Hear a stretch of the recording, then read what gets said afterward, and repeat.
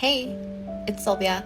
I wanted to connect with you and talk about sisterhood, talk about friendships, talk about who's around you, who are you around, who do you allow around you, what kind of relationships, what is being mirrored in the substance and the foundation, in the communication and the love and the agreement that you are creating around you when it comes to these vital relationships as you continue to grow into a mature adult and into a mature woman.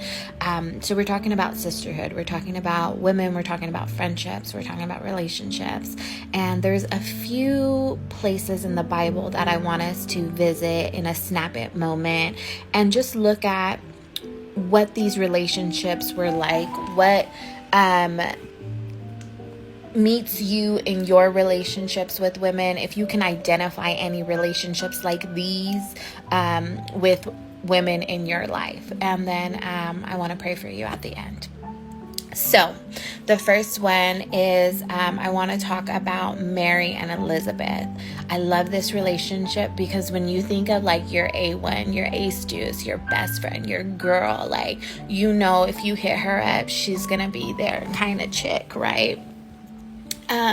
Mary is Jesus Christ's mother, and Elizabeth is her cousin, her family, right? And they are separated by miles, by distance, but when they come together, it's like they've never missed a beat. And some of us have girlfriends like that. We're separated by miles, we're separated by planes and boats and ice, and when we come together, it's like we never missed a beat, and that's our girl. Some of us have friends where we're hurting, or we're in so much joy and excitement that girl already knows.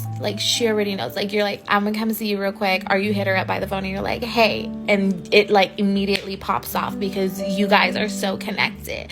So Mary and Elizabeth were so connected, and it was a biblical kind of connection. It was also blood, but it was like a friendship, and it was based off of the true love of the Lord, off of purity, off of just genuine goodness, genuine love for each other.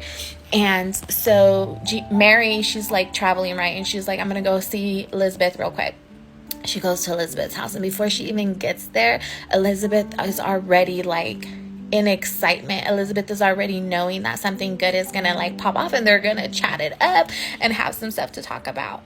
So when Mary gets there, Elizabeth says that her insides jolted, her baby jolted, just she was so in tune with her girl that she knew that something good was coming. She knew that her girl had came into something that was powerful and amazing and for her, and she was already excited, and that was being pregnant with Jesus. And Mary then shared the story of how she spoke to the angel, how she had faith in the angel, how she believes what the angel told her about this child. And Elizabeth was like, all right, girl, I feel it in my little bones, I got your back. Oh my God, they're jumping up and down, and that's the friendship that they have, right? The sisterhood. And then another one, which is one of my favorites, because sometimes we can get in these moods and we're like, you know what? I just want to be sad. Call me sad girl. Excuse me. I just want to be sad. And we got that girlfriend that's girl, you need to cut it out. Brush your teeth, get up, let's go. Or she's like, girl, you need to get in the prayer. Girl, you're acting a fool. Girl, shake it off, right? So these two women, this sisterhood that I'm talking about is Ruth and Naomi. Their story is a bit traumatic, but some of our stories are. So Naomi and Ruth are connected because Ruth marries Naomi's son.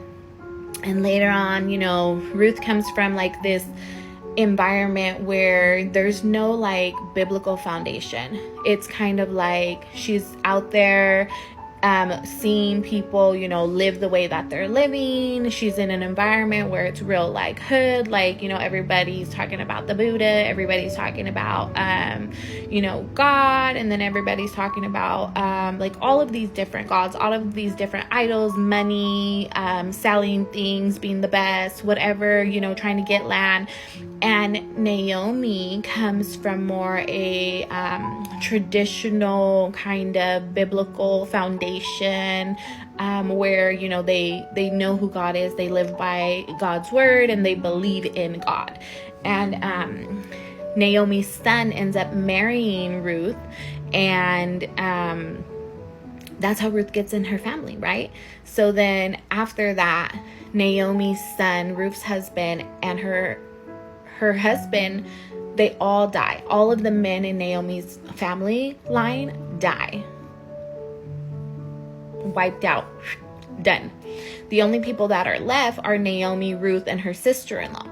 And Naomi was so heartbroken. Like, she was going through it, right? And I'm talking about a more mature woman and a younger woman, because for Naomi to be the mother of Ruth's husband, that's an age difference, right?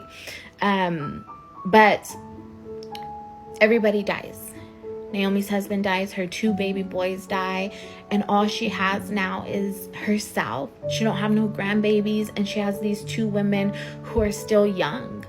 And she's so sad and she's so heartbroken. She's like, listen, she tells her daughter-in-laws, you girls go back home. Like, go back with your family. I have nothing to offer you. Like, I'm homeless. Our men are gone. Our providers are gone. Like, I have nothing. Like, I got nothing but my faith. Like, you girls go back home and restart your life and, redo everything and just keep like the memories, like go home, girl, go with your family. And one of her daughter-in-laws is like, all right, I'm out, peace out, I'm going with my mama and my daddy, go see my cousins, right, as women would. And then Ruth is like, no, like, I will not leave you, I will go with you. And Naomi's like, no, like, I'm so sad, like, oh, call me bitter, like, no, like, leave me alone, let me be sad, girl, let me be bitter, let me be like depressed, let me just hide under this rock.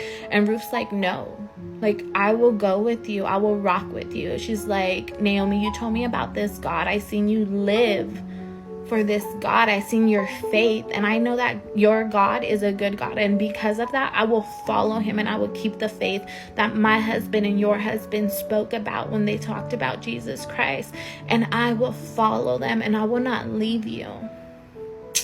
Man, talk about friendship, talk about sisterhood. When you're in a rut and you got a girlfriend who is down for you, who you can hit up, and she's gonna be like, I know you're hurt, but I'm not leaving you, right? Like, you can get in a little argument and stuff, but she's not leaving you. Naomi and Ruth. That story ends with them traveling back to Naomi's native land, and then Ruth meeting Boaz and becoming Jesus Christ's great granny. Okay, so then I want to talk about, I know there's so much, it's so much. There's one more group that I want to talk about, and this group is Mary and Magdalena. So these are 2 like close girls, even sisters, and they're in a group setting. And in this group setting, they are both working on like preparing a place, because Jesus is coming to meet with them. So they're working on preparing this place. And as they're preparing this place, one of them is like doing the domestic stuff. She's cooking and cleaning and like making sure that there's food and there's things like that to be done. And then the other one is like chilling with the dudes outside, right? She's like in the conversation, she's having fun, she's like cracking up with them, she's listening to what they're saying. And one of them becomes upset. She becomes like mad, like, I'm doing all this work, I'm making sure everything's done, and you're not pulling your weight. But the truth is that they were just both pulling their weight in different ways, because they were friends, they were sisters, and what one learns, the other one will share.